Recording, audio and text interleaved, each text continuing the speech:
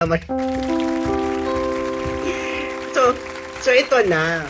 So, etong sasabihin ko, no? Alam mo, Coach, last year, you actually interviewed me about the South China Sea. Ang daming issues sa Sabah, sa Taiwan, sa South China Sea conflict. Last year sa vlog mo.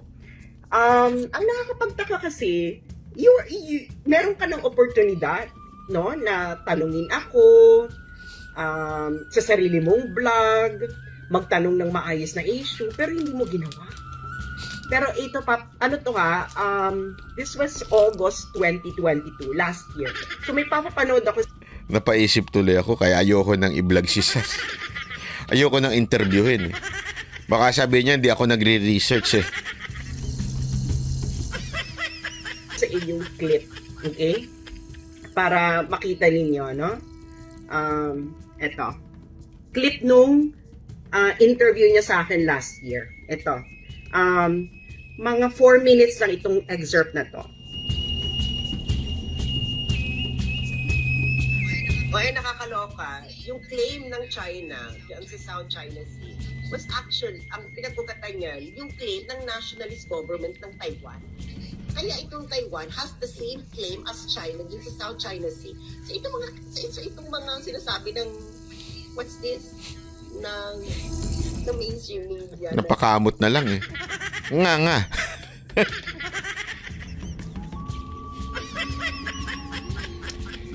Alam mo, wala namang masama. Wala namang pong masama kung hindi mo alam. Kasi, tama naman eh. Ibang level nga naman ang utak ni Sas pagdating sa international community. 'Di ba? International relations. Iba ang utak niya. Siyempre, siya ho'y aral. Kaya, alam mo yun, there's nothing wrong if you admit na wala kang alam. The problem is, wala ka na ngang alam, babarahin mo pa si Sas. Babanatan mo pa si Sas. Ikaw na mismo nag-admit wala kang alam. Tas babanat ka pa ngayon pagdating sa international relationship. I mean, to be frank, marami ho kaming hindi pareho, hindi naman marami. Meron kami mga hindi parehong prinsipyo ni Sas. Okay? Pero sa ibang bagay, not sa foreign relationship. Bakit? O foreign relationship. Foreign relation, di ba? Bakit to? Kasi nga, pagdating sa foreign relations, sobrang ginagalang ko siya. Pagdating sa kasi alam niya talaga yung pinagsasabi niya. Okay, inaral niya yun. Hindi ko siya babarahin doon at hindi ko siya babanatan kung doon. Sa ibang bagay, maaari. Yes, maaari yun, pero not on that issue. Media. Mag-pro-Taiwan. O sige, di mag-pro-Taiwan ka. Tapos ang sinasabi niya mag-pro-Taiwan because of the West Philippine Sea. Yung kiniklaim ng China, ang pinag-ugatan niya, yung claim ng nationalist government, they have the same claim. You cannot be against China. Oo. It's the same thing. Ang pinag-ugatan niya ng nationalist government ng Taiwan.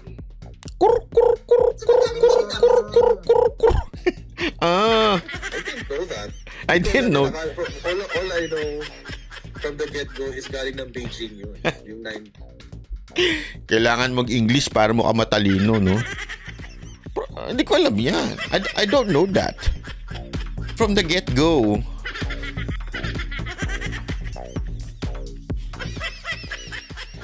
Ay, Coach Pretender. Coach Pretender. Amin-amin na lang din minsan. Pag hindi mo alam. Huwag ka na mag-pretend na may alam ka pa. English ka pa eh. Ng Communist Party. Ulitin natin yung sinabi ni Coach Jared last year. Okay. Okay.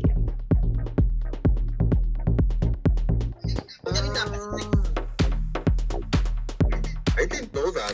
Hindi ko alam yan. All I know from the get-go is galing ng Beijing yun. Yung 9-9. Ng Communist Party? No! Ang naggawa niyan, the nationalist, kasi di ba, remember, umupo lang ang Communist Party dyan after 1930s, before World War I or after World War I. I forgot the exact timeline.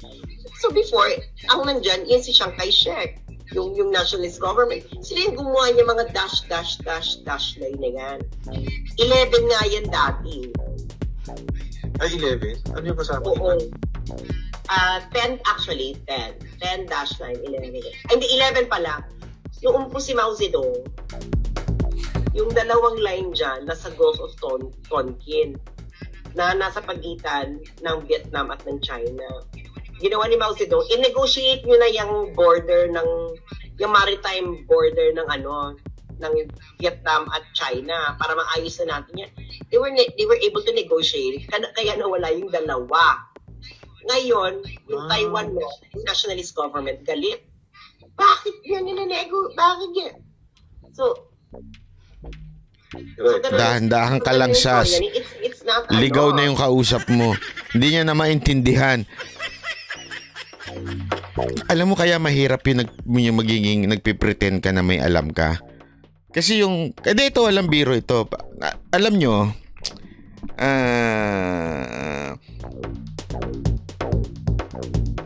I had a masasabi kong bad experience pagdating sa ganyan. Yung papasok ka sa usapan nang hindi mo alam yung pinag-uusapan. Nangyari na ho sa akin yan. Hindi ko na lang sasabihin kung kailan. Pero nangyari na ho sa akin yan. Yung merong pinag-uusapan yung tapos hindi ko alam. Instead, ang akin, ang ginawa ko na lang, sinabi ko na, pasensya na, medyo hindi ko ho alam yung pag-usapan na yan. Siguro babalikan ko na lang ho kayo sa susunod, tsaka na lang ho ako. Mahirap ho eh. Ang problema dito, pagka hindi mo na nga alam, pero nagpipretend ka pa na alam mo, maliligaw ka lalo sa kwentuhan. Di ba? Mahihirapan ka. Ito ang ginagawa ni Coach Jarrett eh. Sabi niya parang, sige na nga. Para hindi naman masabihan ako na tanga ng mga followers ko, kunwari na intindihan ko sinasabi ni Sas.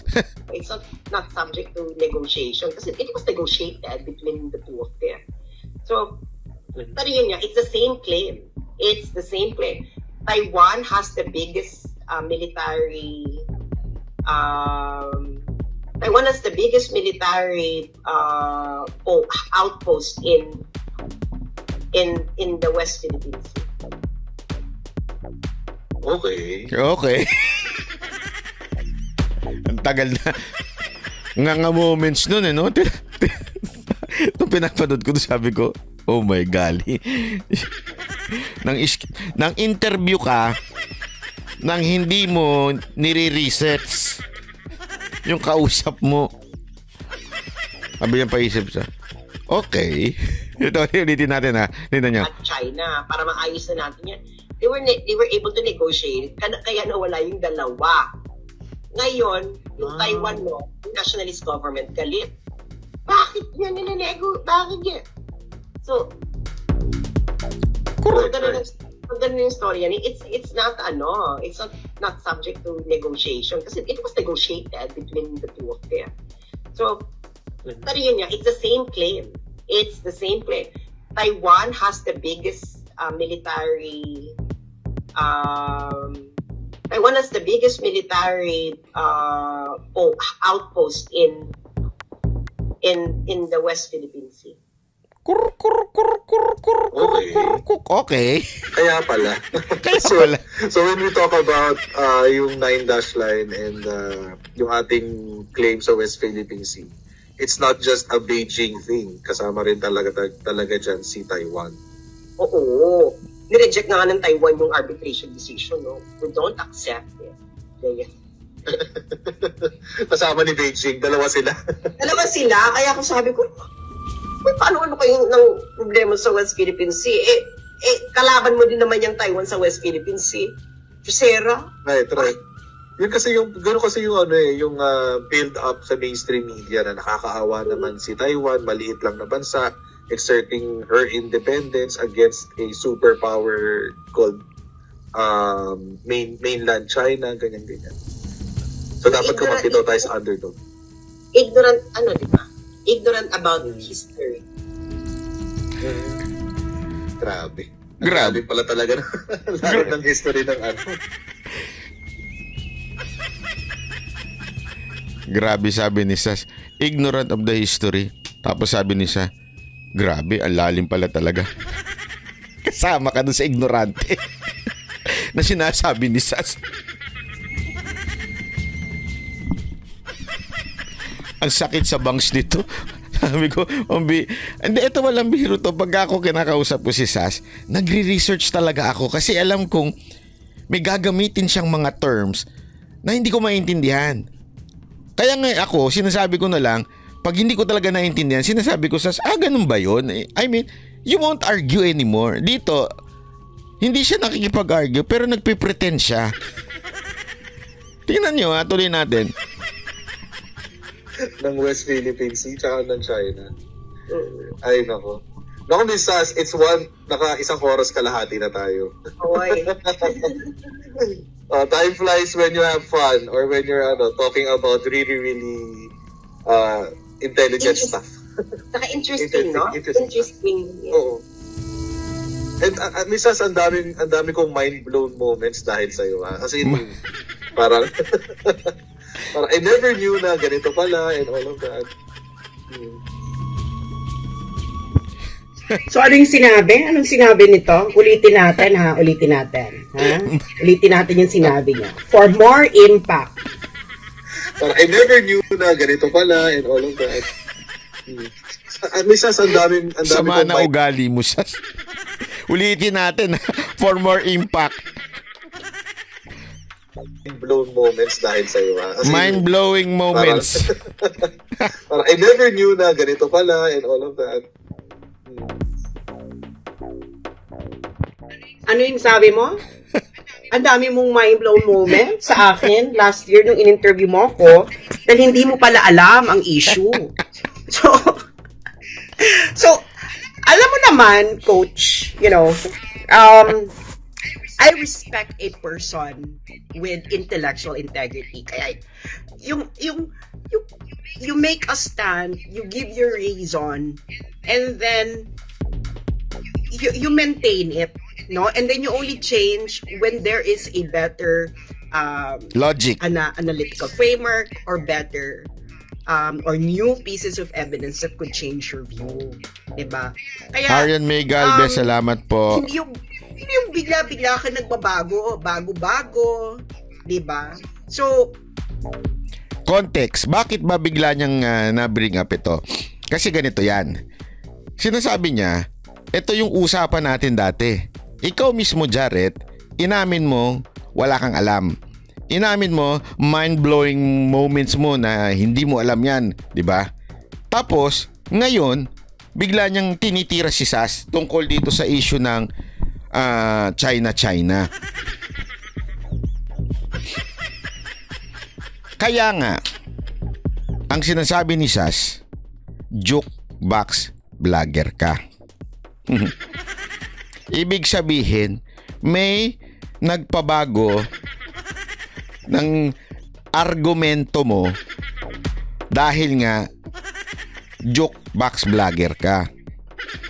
So, read between the lines na lang. Hindi po ako nagsabi nun, si Sas po. Ano ibig sabihin ng jukebox vlogger? Ibig sabihin, pag nahulugan ng pera, pwedeng pa iba-iba ang kanta.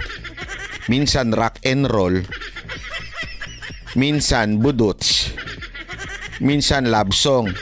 Depende kung sino ang naghulog ng barya. Ang tanong, yung barya ba talaga yon?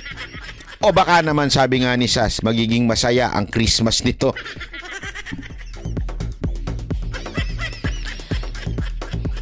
Gaano kasaya, Sas, ang Christmas nito? now, ikaw ngayon yung mercenary ko. Di ba, last year nga, in-interview mo ako, pero hindi mo ako kinwiz. It was your opportunity. It was already your platform for you to be able to grill me. Home court advantage na nga yun eh. Pero, hindi mo ginawa. Baka dahil walang hulog. Ayon! Kaya wala kang kanta. Tumpak! Tumpak, lupak, marapak. Mismo! Sas, yun na yun. Alam nyo, kaya kababayan, mahirap pag ikaw ay jukebox vlogger. Sunog ka talaga. Bakit? Siyempre, yari ka. Magbabago ang argumento mo at yung argumento mo masisilip. Dati nga, parang sa madaling salita sinasabi ni Sas, dati nga ang baba ng pag-unawa mo patungkol dito sa China at saka Philippines. Tas ngayon, babarahin mo ko.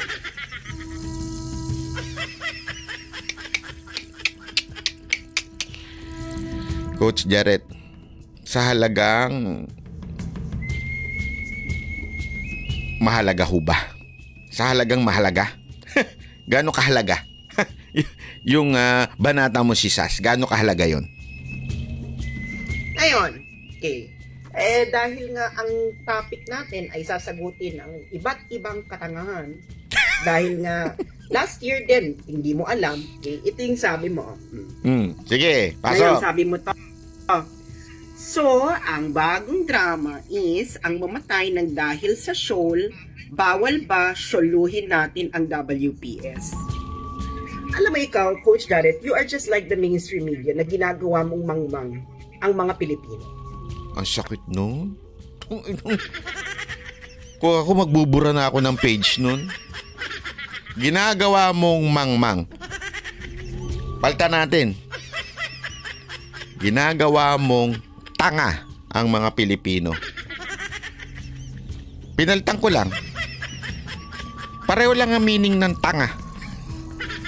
Tsaka mangmang, mas madiin lang. Kung ako masabihan ng ganun, ako, burahin ko na, delete ko na. Pwede ka naman magkaroon ng stand, pero dapat ito ay nakabase sa facts. Okay? Ano yung sabi mo? Hindi ba natin pwedeng solohin? Dito lumalabas ngayon, Coach Jared, na wala ka talagang alam kasi hindi mo alam yung issue. Just like before, ikaw na rin mismo, ako ang nakapag-inform sa iyo ng mga issue na mind... Ano nga yung sinabi mo uli? Mind-blowing. Ulitin ko yung sinabi mo, ha? Lalaking tao ka naman, di ba? Dapat meron ka isang salita. Sure ka ba? dapat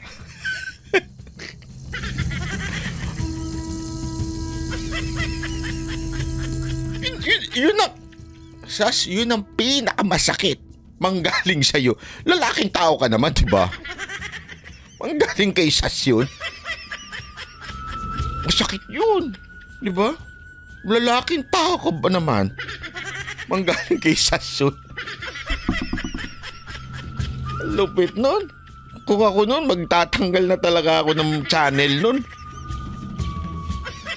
Pindigan mo tong sinabi mo to noon, di ba? So, hanapin, ipi-play uli natin yung sinabi mo, di ba? Ikaw nagsabi nito, hindi ako. This came from your own mouth. So, bilang isang lalaki, dapat meron ka isang salita. So, really, Naku, Miss Sas, it's isang oras kalahati na tayo. Time flies when you have fun or when you're talking about really intelligent stuff. Saka interesting, no? Interesting. Yeah. Oo. And Miss Sas, ang dami kong mind-blown moments dahil Mind-blown moments. Parang, Sumabog ang utak.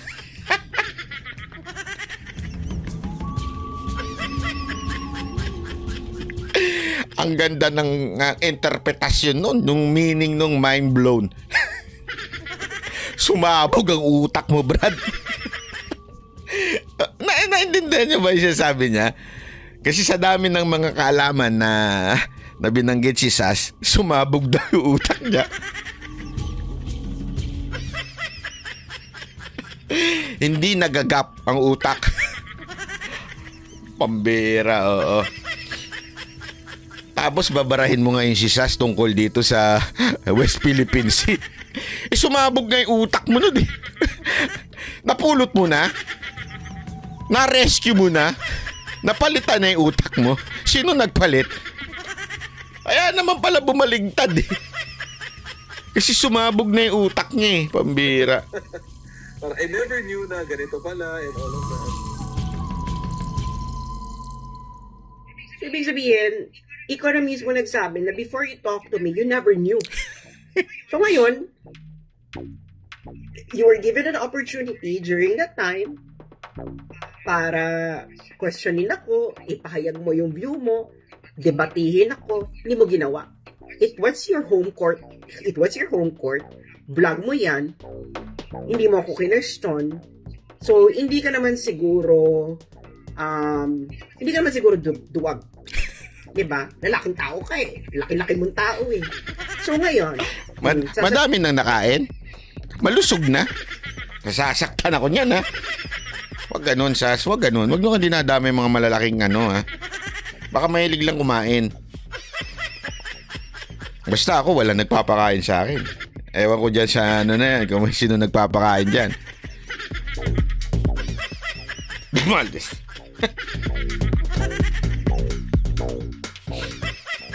Extraordinary fund. Confidential funds.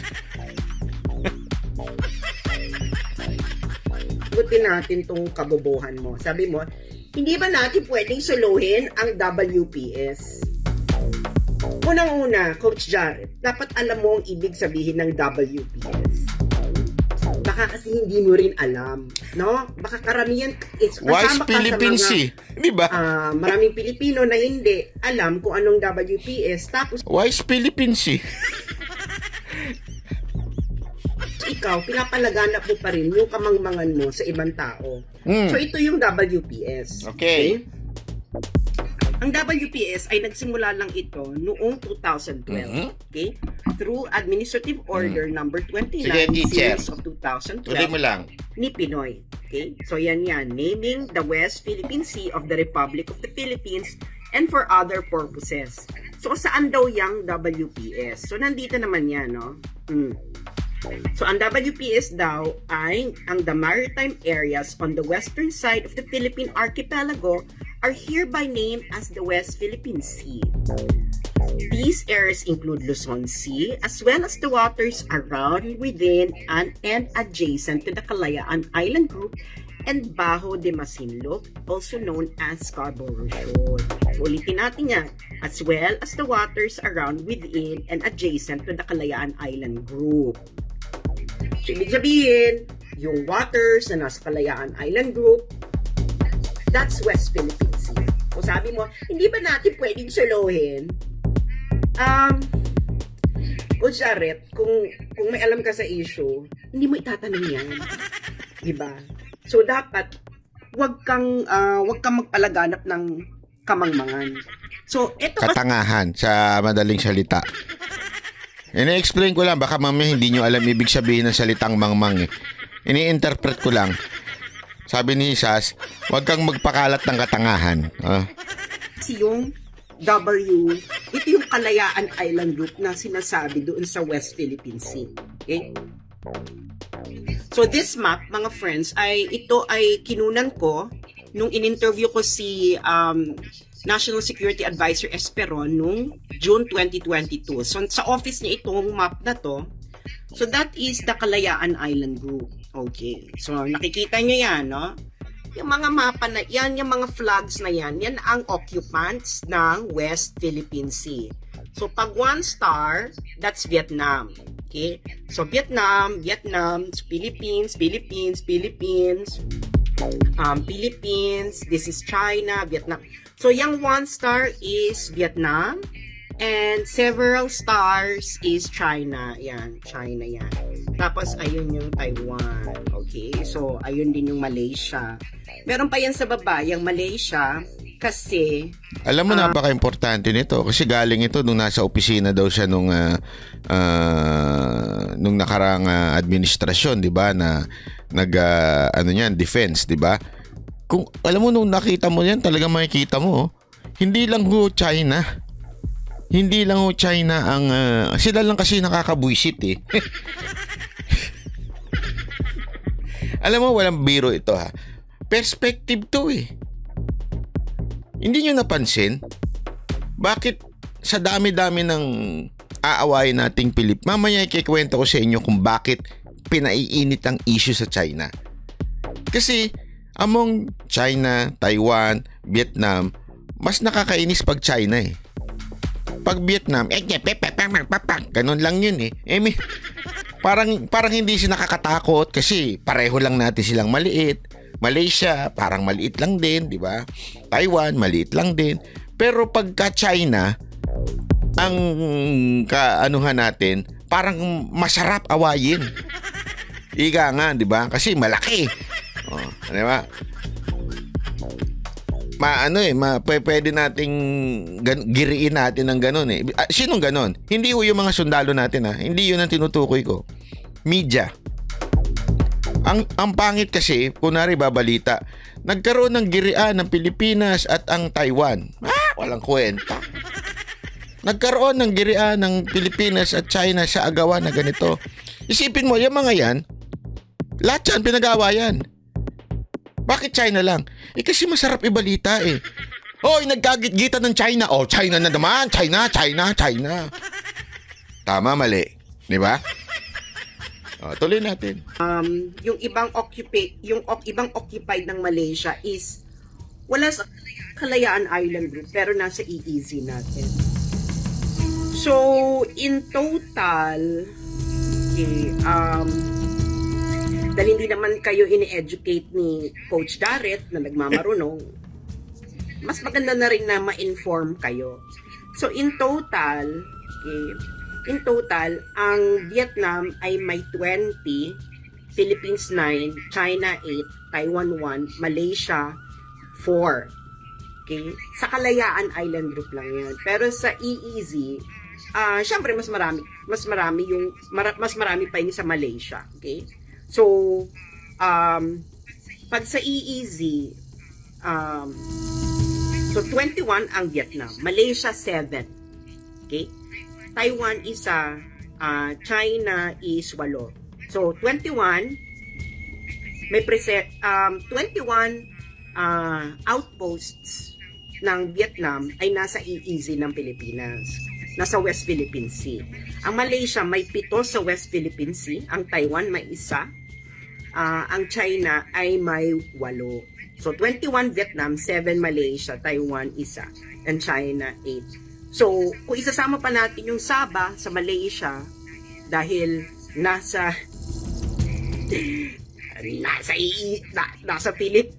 kung kasama pa yan, so wala yung Malaysia. So, ano yung tanong ni Jared? Hindi ba natin pwedeng solohin ang WPS? Well, ang sagot lang dyan, Coach Jared, ay pwede mong solohin ang WPS kung mapapalayas mo ang 21 ng Vietnam, ang 7 ng Malaysia, ang 1 ng Taiwan, at ang 8 ng China. Ngayon, kung magpo-focus ka lang sa 8 ng China, hindi rin sigurado na ikaw yung mag-occupy nun. Kasi, yung claim ng China, ng Beijing, is the same thing as the claim of Taiwan. So, malamang, Taiwan will move to occupy them. Or, if not Taiwan, it's going to be Vietnam. Kasi Vietnam, pareho sila ng claim, almost identical ang claim nila ng China. So sa madalit salita, Coach Garrett, nalalaman ang dunong ng isang tao sa pamamagitan ng kanyang mga tanong. Diba? So, ngayon, so yun. So sa madalit salita, Coach Garrett, kung tatanungin mo na pwede bang hindi ba pwede suluhin ng Pilipinas ang WPS?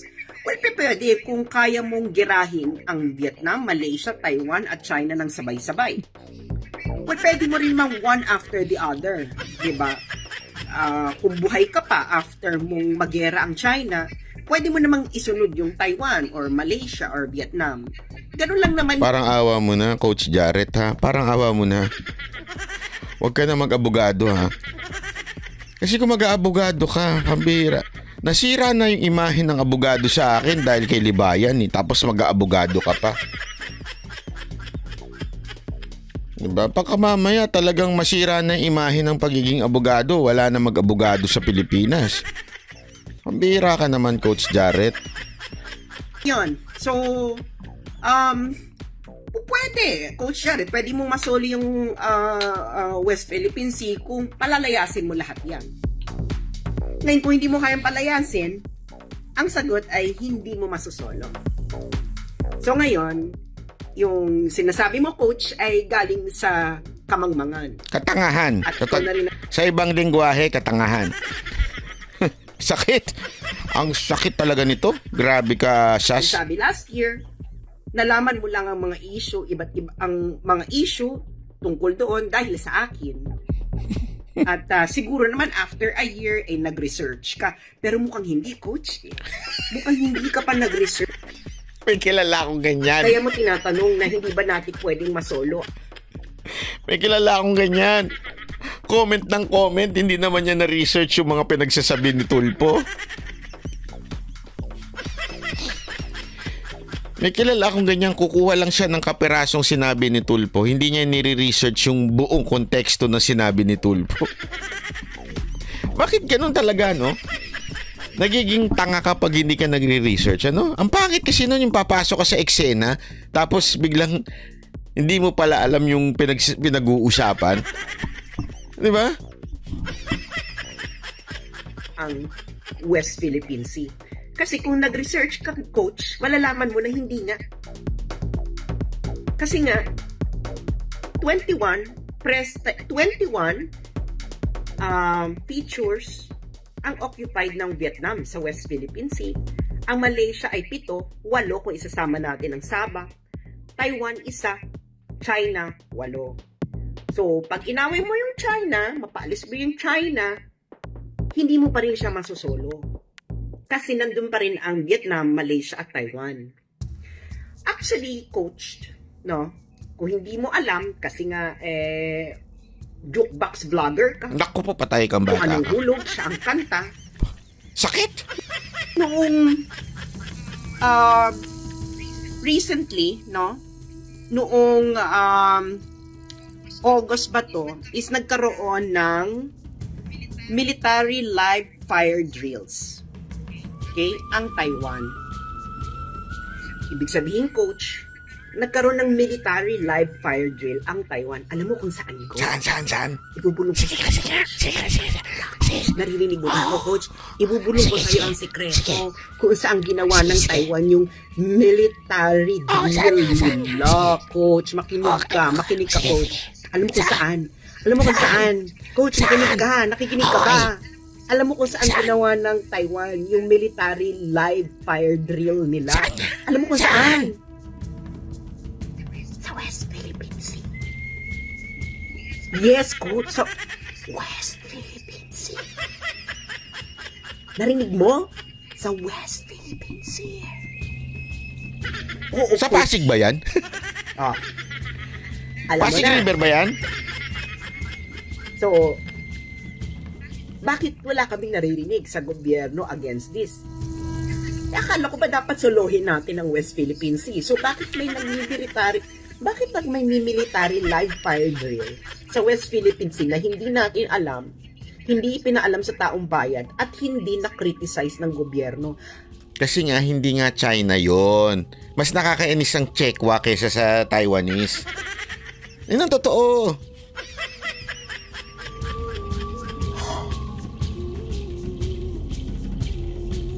Coach, ano na?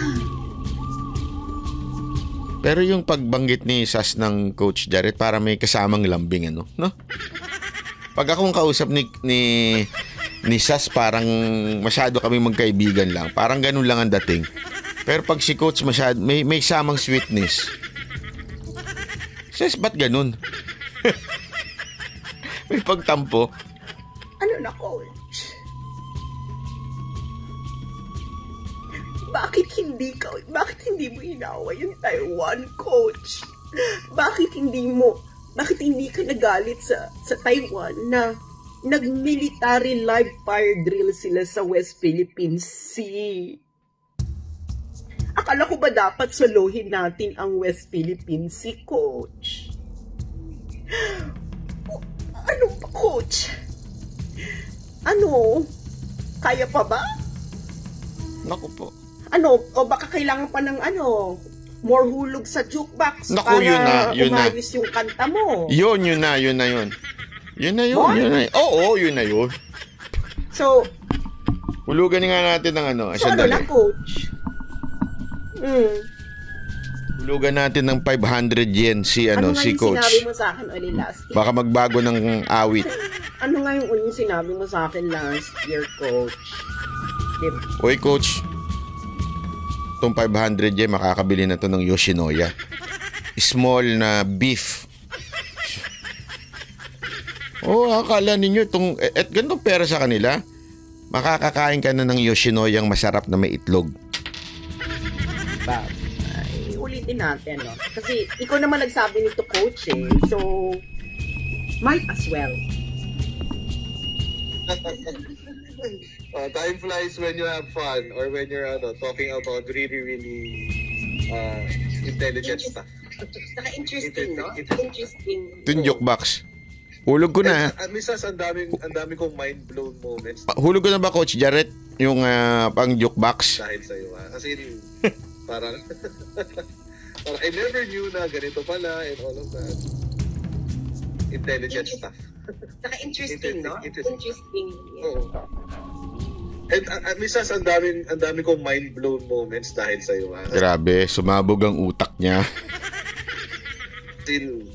Parang I never knew na ganito pala and all of that.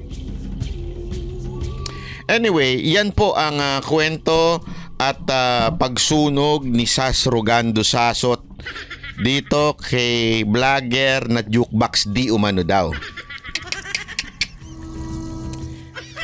Coach Jarrett, sinasabi ko naman sa'yo, yung level ng utak ninyong mga tanso, medyo pangbentahan lang ng suka.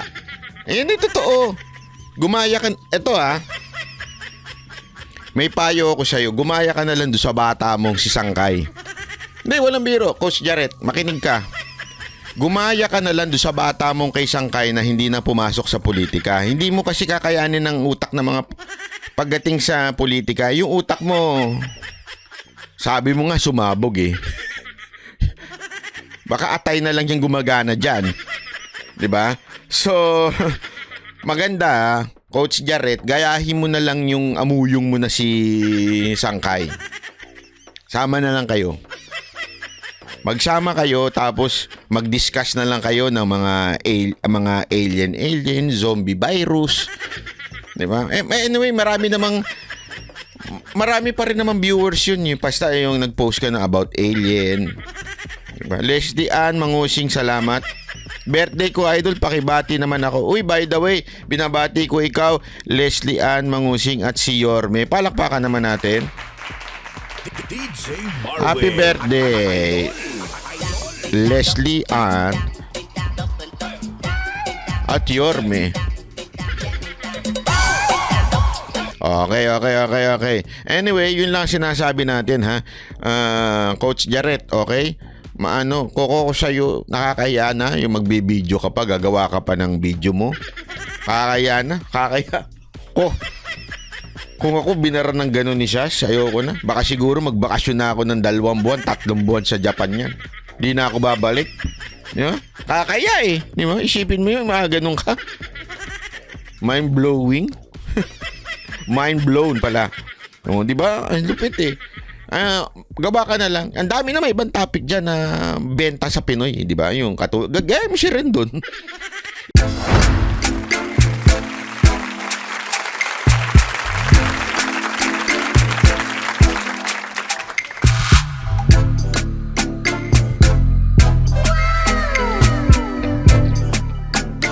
The next performance will start momentarily.